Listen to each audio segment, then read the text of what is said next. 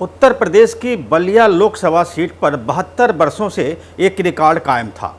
इस चुनाव में वह रिकॉर्ड टूट गया।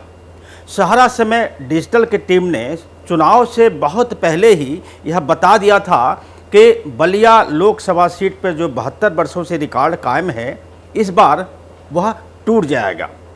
आज हम अपने इस वीडियो के जरिए यही बताएंगे कि 72 वर्षों से वह कौन सा रिकॉर्ड वहाँ कायम था और सहारा समय डिजिटल की टीम ने जो सर्वे किया था वह कितना सटीक रहा। नमस्कार, मैं हूं शंकर विश्वकर्मा और आप देख रहे हैं सहारा समय का डिजिटल प्लेटफॉर्म।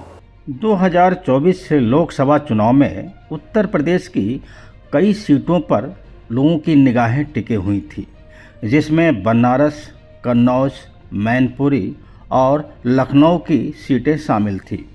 लेकिन एक सीट ऐसी थी जहां पर 72 वर्षों से एक रिकॉर्ड कायम था। सहारा समय डिजिटल की टीम ने इस सीट को लेकर एक सर्वे किया था कि आखिर वह कौन सी वजह है कि वहां का रिकॉर्ड नहीं टूट रहा है, वह भी 72 वर्षों से। चलिए हम आगे बताएंगे कि वह रिकॉर्ड क्यों नहीं टूट रहा था। पहले बता देते हैं कि आखिर वह रिकॉर्ड क्या था। दरअसल बलिया लोकसभा सीट पर पहला चुनाव 1952 में हुआ था और तब से लगातार यहाँ चुनाव होते आए हैं। लेकिन अब तक इस लोकसभा सीट पर राजपूत बिरादरी के 14 प्रत्याशी चुनाव जीते थे। 3 बार कायस्थ बिरादरी के उम्मीदवार सांसद बने थे, जबकि एक बार यहाँ से यह सीट यादव बिरादरी के खाते में गई थी। यहाँ पर ब्राह्मण बिरादरी का उम्मीदवार कभी भी सांसद नहीं बन पाया था, जबकि इस लोकसभा क्षेत्र में ब्राह्मण वोटरों की संख्या भी अच्छी खासी है।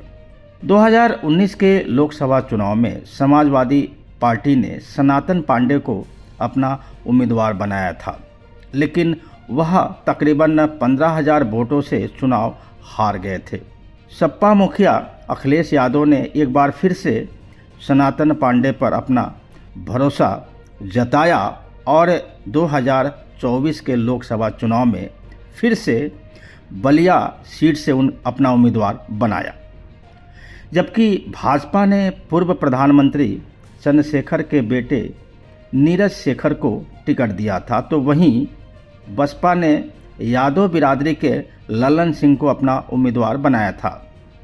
चुनाव प्रचार जब शुरू हुआ था तो यही कयास लगाए जा रहे थे कि ललन सिंह यादव बिरादरी की जो वोटें हैं, जो कि जिसे समाजवादी पार्टी का कोर वोटर कहा जाता है, उसमें सेंध लगा देंगे और शायद एक बार फिर से इस सीट से ब्राह्मण उम्मीदवार की जीतने की जो संभावनाएं हैं वो ख़त्म हो जाएंगी। लेकिन ऐसा हुआ नहीं। सनातन पांडे ने यहाँ जीत दर्ज की। इस चुनाव में सनातन पांडे को तकरीबन 46.4% वोटें हासिल हुईं, जबकि भाजपा के प्रत्याशी नीरज शेखर को 42.1% वोटें मिली। वहीं बसपा के प्रत्याशी ललन सिंह को 85,205 वोटें मिली। यानी इस हिसाब से देखा जाए तो ललन सिंह ने समाजवादी पार्टी के कोर वोटर में ठीक ठाक तरीके से सेंध लगाने की कोशिश की थी, जिसमें वो सफल भी हो गए थे।